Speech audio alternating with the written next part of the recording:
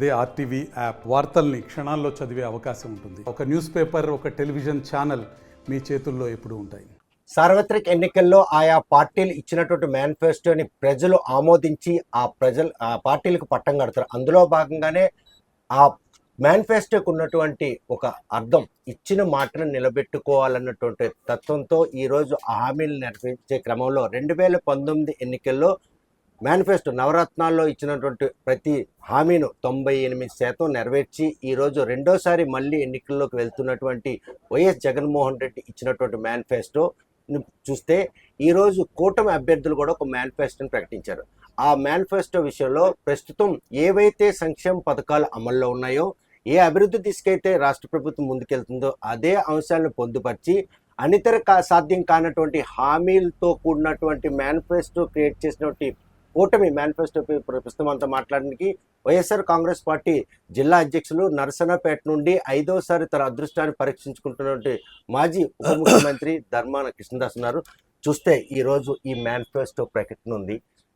2019లో మీరు చేసినటువంటి ఏదైతే నవరత్నాలు ఉన్నాయో అప్పుడున్న పరిస్థితులు బట్టి అవి అనితర సాధ్యం కాదన్నటువంటి అప్పటి టీడీపీ ఈరోజు కూటమిలో అవే అంశాలను మక్కిగా పొందుపరిచినట్టు మీకు అనిపించట్లేదు? మా నాయకుడు మేనిఫెస్టో అంటే ఒక బైబిల్, ఒక ఖురాన్, ఒక భగవద్గీత అని నమ్మినటువంటి నాయకుడు కనుకనే ఆ రోజు ప్రజా సంకల్ప యాత్రలో తెలుసుకున్న ప్రతి ఒక్క సమస్యకు పరిష్కార దిశగా నవరత్నాలు అనే కార్యక్రమాల ద్వారా ఒక మేనిఫెస్టోని రూపొందించడం జరిగింది. దాని 198% పనులు రాష్ట్రంలో పూర్తి చేసి మరలా ఎన్నికలకు వెళ్ళి ఆ మేనిఫెస్టో మనం అమలు చేసిన తీరు, ఆ మేనిఫెస్టో చూపించి మనం ఈవేళ ప్రజలకి మన తాల క్రెడిబిలిటీని చాడుకునే విధంగా ఆ మేనిఫెస్టోని ఆచరణ చేసాం. మరలా ఈ రాబోయే సార్వత్రిక ఎన్నికలు 13వ తారీఖు జరగబోయే ఎన్నికలకు, పార్లమెంటు అలాగే శాసనసభకు జరిగే ఎన్నికల్లో మరలా మనకి అధికారం వస్తే ఏం చేస్తామన్నది మనం స్పష్టంగా చెప్పడం జరిగింది. మా నాయకుడు ఊరికినే మాటలు చెప్పడం కాదు, చెప్పాడంటే చేస్తాడంతే. ఖచ్చితంగా చెప్పిన మాటను ఆచరించే నాయకుడిగా ఇప్పటికే ప్రజల తాలూకా ఆలోచన విధానం, జగన్మోహన్ రెడ్డి ఏదైనా ఒక మాట అంటే అది ఆచరిస్తాడు అన్నటువంటి నమ్మకం ప్రజల్లో నెలకొల్పగలిగాడు. క్రెడిబిలిటీ అనేది చాలా ముఖ్యమైనది, అది జగన్మోహన్ రెడ్డి సాధించారు. మహిళా ఓటర్లను ఆకర్షితులు చేసుకోవడానికి 3 సిలిండర్లు ఉచితంగా, అదేవిధంగా మీరు వారికి ఇచ్చినటువంటి సాయంలో ప్రతి మహిళ అంటే 19 సంవత్సరాలు దాటిన ప్రతి ఒక్కరికి 1500 రూపాయలు నెలకి ఇస్తాను. ఆ ఓటర్లను ఆకట్టుకునే విధంగా ఉన్నాయి వారి తాలూగా ఆ మేనిఫెస్టోలో పెట్టినటువంటి అంశాలు. రాజకీయాల్లో చంద్రబాబు నాయుడు చాలా కాలం నుంచి రాజకీయాలు 40 సంవత్సరాల నుంచి అతను రాజకీయాల్లో ఉన్నాడు. అలాగే సుదీర్ఘకాలం 14 సంవత్సరాలు ముఖ్యమంత్రిగా పనిచేశాడు. అయితే ఆయన తాలూకా వయసు కానీ, ఆయన తాలూకా అనుభవం కానీ, ఆయన పరిపాలించిన 14 సంవత్సరాల పాలన కానీ పూర్తిగా జగన్మోహన్ రెడ్డి దగ్గర దిగదుడిపు అయిపోయింది.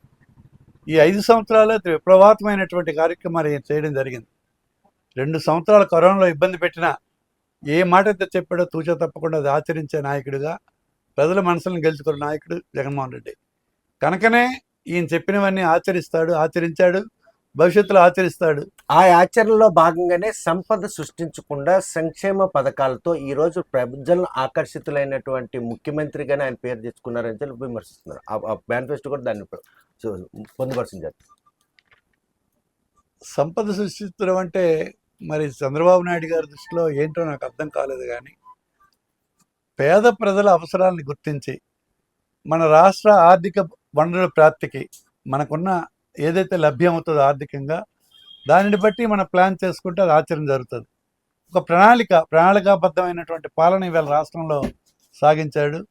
దానికి భిన్నంగా అవతల తెలుగుదేశం, ఆ కూటమి అయితే అవి ఎట్లా చేస్తారో నాకైతే అర్థం కావట్లా. మనకి ఒక 10 కేజీల బియ్యం ఉంటే దానికి సరిపడినట్టుగా ఒక 50 మందికో 25 మందికో వండితే సరిపోతాయి. 1,00,000 మందికి ఆ 10 కేజీల బియ్యం పెట్టుకొని వెళ్ళి 1,00,000 మందికి భోజనం పెంచితే మనం ఏం చేయగలుగుతామో ఈవేళ ఈ కూటమి తాలూకు బడ్జెట్ కూడా అలాగే కనిపిస్తుంది. చూస్తే ప్రస్తుతం కనుక ఆంధ్రప్రదేశ్ అవతరించిన నాటి నుండి నేటి వరకు భూ సర్వే జరగలేదు. అలాంటి మీరు రెవెన్యూ శాఖ మంత్రిగా ఉన్నప్పుడు భూ సర్వే ప్రక్రియకి మాత్రం శ్రీకారం చుట్టారు. ఈరోజు ల్యాండ్ టైటిలింగ్ అన్నది రేపు భూమి హక్కు కోల్పోయే పరిస్థితి యజమానికి ఉంటుంది అన్నటువంటి ప్రతిపక్షాల ఆరోపణ. అది నిరర్ధకమైనటువంటి సంబంధం లేనటువంటి మాటలు ఇవాళ ఆయన మాట్లాడుతున్నారు.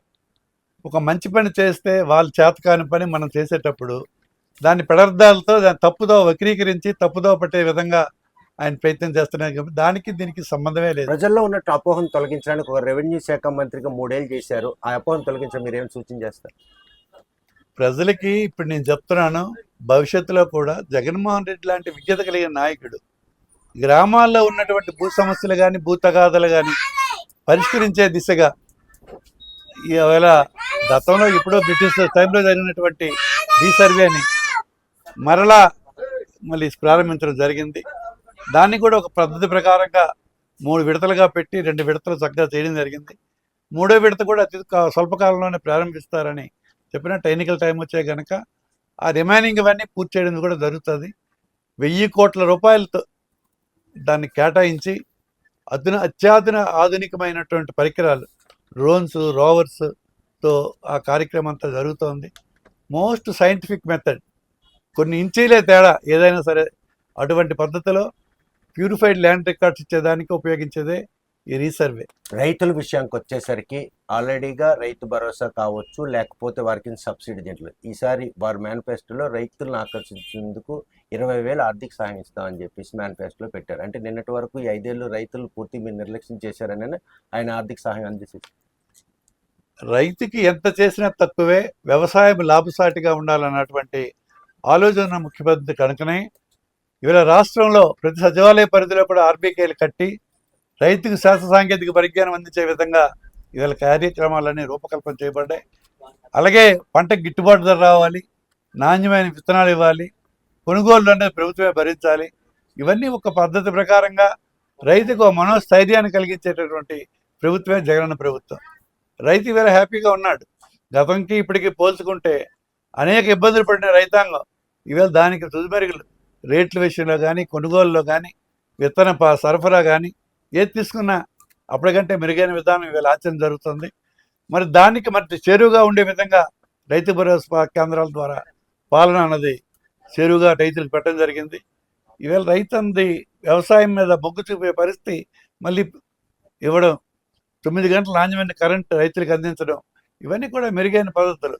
ఈరోజు కూటమి అభ్యర్థుల మేనిఫెస్టో విషయంలో షర్మిల కూడాను ఎస్సీ ఎస్టీలకు సామాజిక వర్గాల్లో 5 ఏళ్ళలో ఉద్యోగ కల్పనలో కానీ ఆ రిజర్వేషన్ వర్తించలోని వారికి ఇచ్చినటువంటి ఏవైతే సబ్సిడీ ఇవన్నీ కూడా కనుగొని అంబేద్కర్ సహాయ పేరుతో ఉన్నట్టు ఆ పేరుని ఎందుకు తొలగించారని జగన్మోహన్ రెడ్డికి నేరుగా ఆమె ఒక లేఖ రాసింది. ప్రజలకి ఏ పేరు పెట్టారని దానికంటే పథకం అంతుందో లేదంటే ప్రధానం.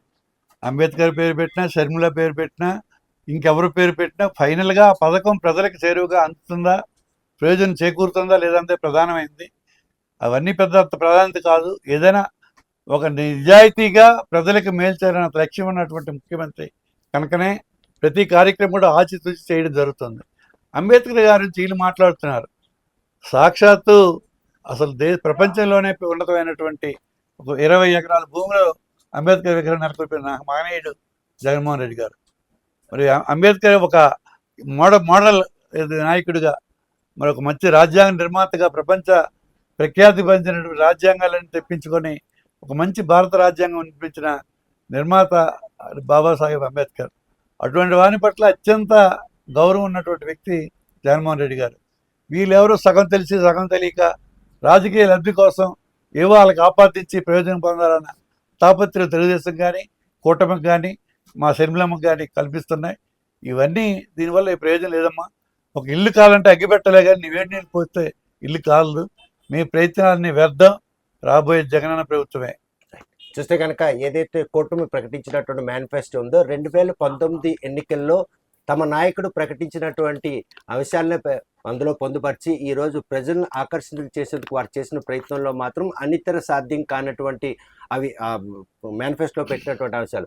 అంబేద్కర్ పేరును తొలగించిన విషయంలో షర్మిల రాసిన ఏదైతే బహిరంగ లేఖ ఉందో ఆ విషయంలో అంబేద్కర్కి ఈరోజు స్మారక చిహ్నం కట్టినటువంటి ఘనత ఆర్జించినటువంటి ముఖ్యమంత్రి ఎవరైనా ఉన్నారంటే వైఎస్ జగన్మోహన్ రెడ్డి.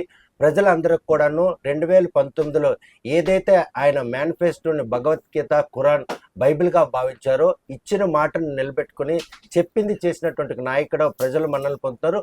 2024లో ఏది ఇప్పుడు ప్రకటించినటువంటి మేనిఫెస్టోను కూడాను ప్రజలకు అందజేసినందుకు ఆయన సంసిద్ధంగా ఉన్న ఈ తరుణంలో ప్రజలందరూ కూడాను ఓటర్లు ఈరోజు ఆయన మళ్ళీ ముఖ్యమంత్రిగా ఈ రాష్ట్రానికి చేయాలని సిద్ధంగా ఉన్నారు. ఎవరు ఎన్ని కుయత్తులు పడినా ఆయన విజయాన్ని మాత్రం ఎవరు అడ్డుకోలేని కృష్ణదాస్ స్పష్టం చేస్తున్నారు. వీడియో జర్నలిస్ట్ రామకృష్ణతో సత్యం, RTV శ్రీకాకుళం. మరిన్ని వీడియోస్ కోసం ఛానల్ ని సబ్స్క్రైబ్ చేయండి. లేటెస్ట్ అప్డేట్స్ కోసం వాట్సాప్ ఛానల్ ని ఫాలో చేయండి. అండ్ లింక్ డిస్క్రిప్షన్ లో ఉంది.